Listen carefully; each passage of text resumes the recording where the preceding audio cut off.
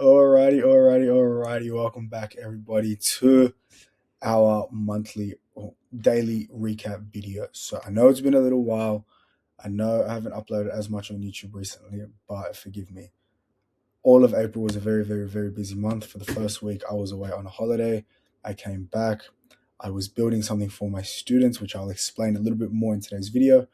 And I had my own birthday. I turned 23. I had weddings. I was just very back to back. But it shouldn't be an excuse to why I'm not uploading. But today we're back and we're going straight into it, but with a little bit of a twist. So before we get started today, everything you see on this channel is for educational and informational purposes only. Myself and the Blueprint do not provide any financial advice, investment advice, or trading recommendations of any kind. All trading involves significant risk. You could lose more than you invest. Always do your own research and consult a licensed financial professional before making any trading or investment decisions. So let's get straight into it today. So coming into the day, we had a new week opening gap, and we also had a so kind of looking at the day, let's kind of see what we're looking at right now. So this is our new day opening gap, which we started with. So kind of looking at this, we're seeing that we're getting a big momentous push up. If we go to our higher time frame,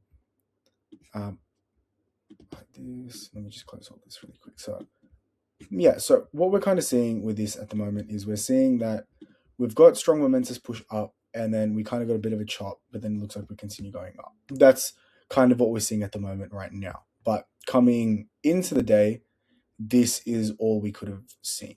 So my bias for the day at the moment was potentially see something from this area of interest below, whether we have an accumulation, manipulation into the area of interest and then ascend up from there, or long into all-time highs and then just continue going long from there. So let's kind of see what played out. I'm going to jump out of replay mode as well so we can kind of go over it now. So the initial trade idea, which I took, so like I said, this is going to be a bit of a spicy one because I've been doing a little bit more testing, a little bit more data collecting on the system which I currently run. So it's going to be a little bit different to a few of the previous videos which I've talked about some of the things I don't do. So this was my first trade idea which I had. Sorry, pardon me. So it was essentially a reaction out of this new week opening gap. I can see that we were kind of bearish coming into it, and then we had a good push above, and then good breaks above. This is still kind of all internal because anything between this high and technically this low is a little internal because we can't really dictate. And even if you look before it, it is quite choppy. So taking this trade in here and in here was not a plus because it was technically internal. So what did I see? I saw we pushed above the new week opening gap, and then I saw that we broke above here. So I was like, all right, great. We can see that we're pretty bullish so far. Actually, to be honest, this ended on a wick on most of them as well. So on the 3 minute, it looked pretty good. So I was like, all right, great. 3 minute, let's have a gaze of what we can do. So what I did was, this was a little bit of a late entry. I didn't want to FOMO into anything. So what my initial thought process was, we can see that there's a breakup on the 3 minute. And then I saw that there was a 1 minute gap that got tested. But unfortunately, I couldn't get my entry in over here. So what I did was I waited for a break above, which we got right here. And then we can see we tested this 1 minute order block right here. So what I did was I entered on the high of this, area. And then I protected the 15-minute order block. So I protected a little bit down here. So I protected the low of this 15-minute order block because what price has recently been doing every time it goes to all-time highs, it will always kind of chop around before continuing sending up. And we can kind of see that's exactly what happened here. This is our 15-minute order block. If we can have a look. Cool. So now I had my higher time frame direction. I had my lower time frame area of confirmation through our breaker structure. And then I looked for my lower time frame area of interest, and then I simply used my IC entry model for this trade here. And we can see that this one played out nicely. All right. Oh, does it play out nicely? Yeah, it does. So we can see it hit a little while later. So that was our first trade idea for the day. Worked out nicely. And now you might be asking, why didn't I just take it into all-time high? because usually when we go to all-time high, we do continue just going a little bit further up.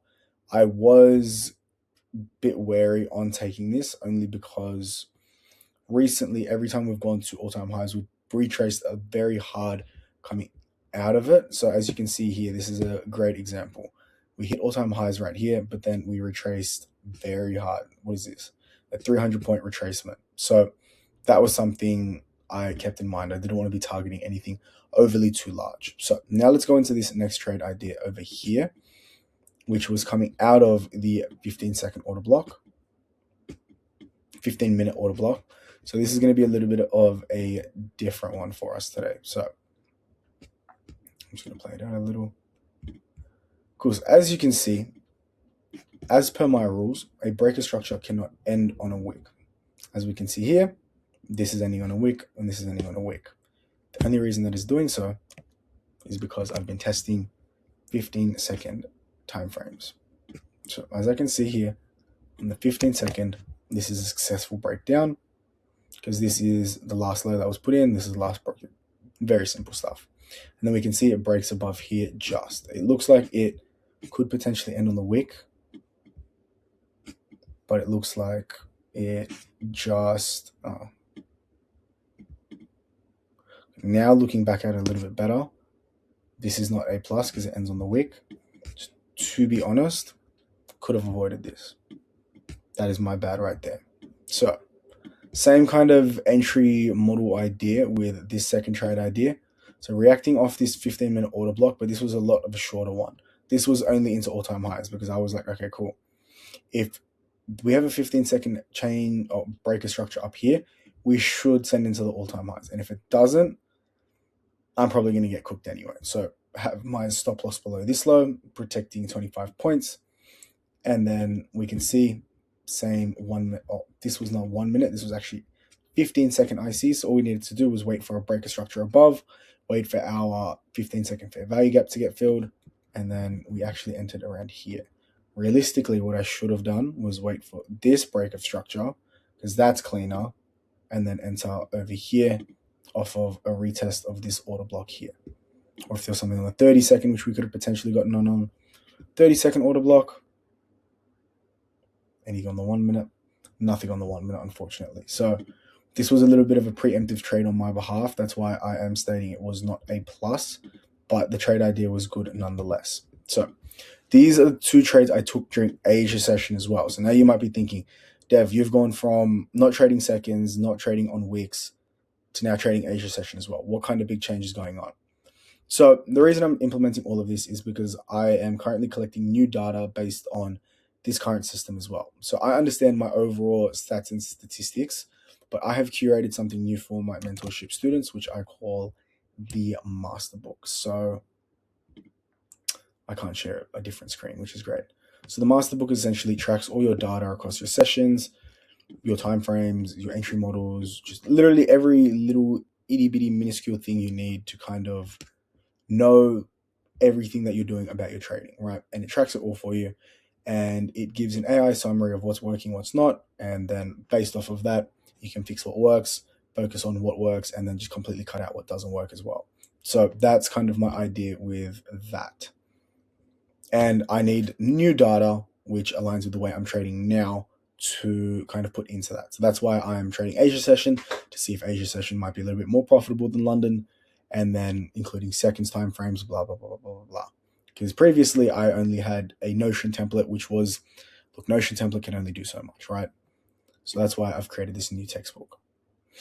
So now coming into, this was pre-London session. I'm just going to play it all out so you guys can kind of see everything.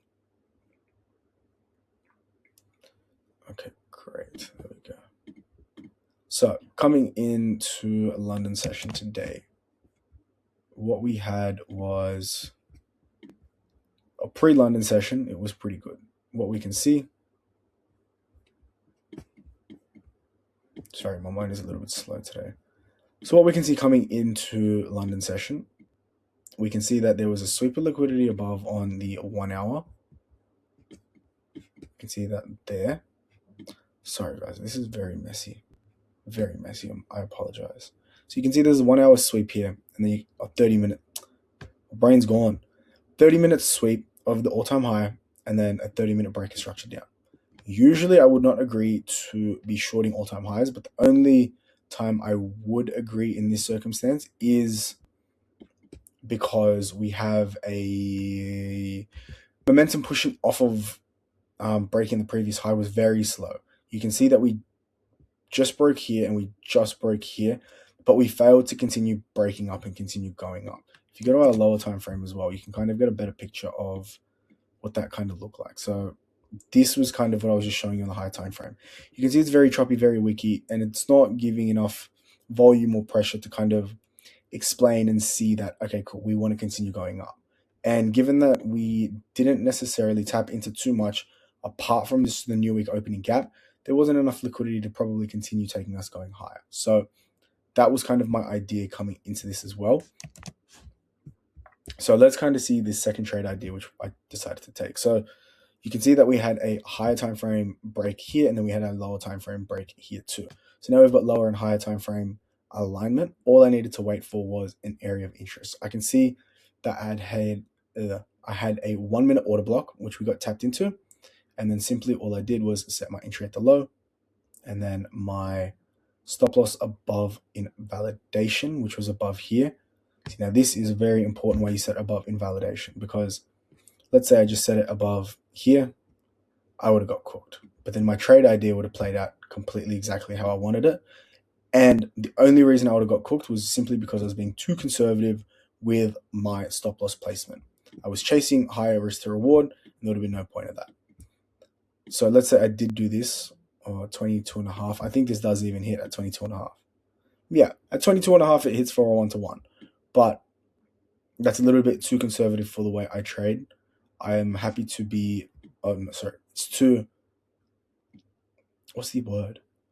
It's a little bit too tight for the way I trade. I like to have a little bit more room for my trade to breathe, whether we want to revisit areas of interest or anything along the lines of that, right? Hitting a fast trade is always nice, but it's just simply the way I trade. So now that we've kind of seen all of this coming into London session, we can see that we retraced into an order block here. So this is actually a 15-minute order block. So this was technically our last up move before our down move. And then I marked this out for our order block movement. I can also see that there's a 15-minute sweep above here. So now you might be thinking, Dev, why are you going short off of this? Because this looks like a kind of good rally on the way up, right? It does. It does not look too bad. But I can see higher time frame is telling me we want to go short. Now I just need to get my lower time frame to align for it too. And there's clear draws and liquidity below, whether that be Asia lows. At this point in time, it was Asia lows. So you can see we had Asia lows here, and then we had this whole clear area of interest below, which I wanted to be targeting. So those were my two kind of areas which I was targeting. So what I did was I saw that there was a sweep above here and then a turnaround. So our last technical breaker structure was here. So I'm going to kind of walk you guys through my thought process. Break up.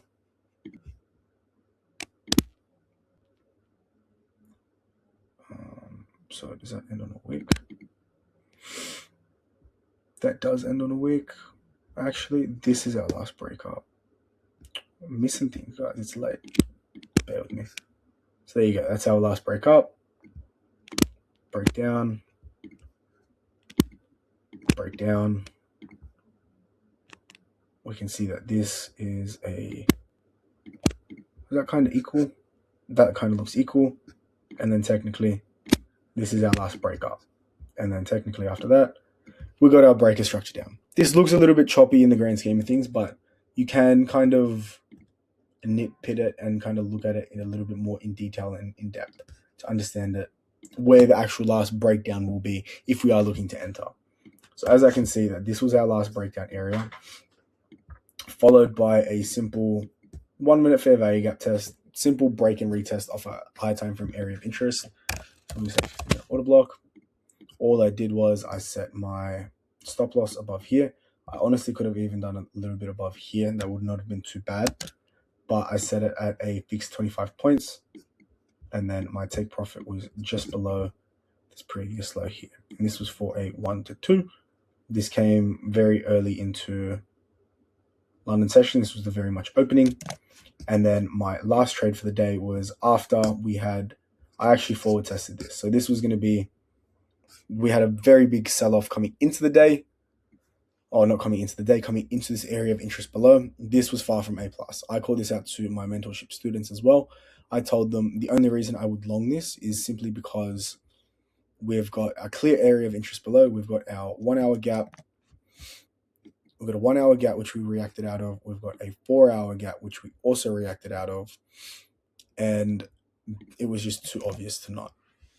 So what I did was I put the entry here because I can see that this is an internal breaker structure, because technically this high here is not protected. It never led to a breakdown of any structure. This is technically just an internal high that's on the market.